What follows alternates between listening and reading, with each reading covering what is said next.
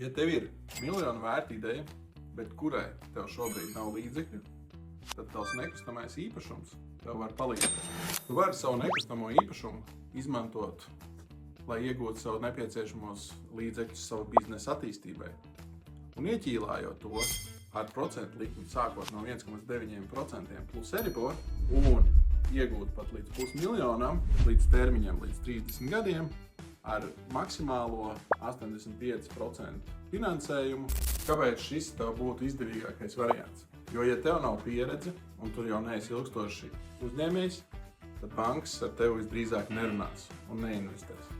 Ja tev var iet brīvajā tirgū pie bagātiem onkuļiem un tantēm, aizņemties šo naudu par 10–12%, arī to tu var darīt. Bet šeit to tu var izdarīt sākot no 1,9% plus Euribor līdz tava īpašuma vērtībai 85% un kopējo aizņēmumu summu $500,000 uz 30 gadiem. Starp citu, toreiz turpināt dzīvot un izmantot savu nekustamo īpašumu.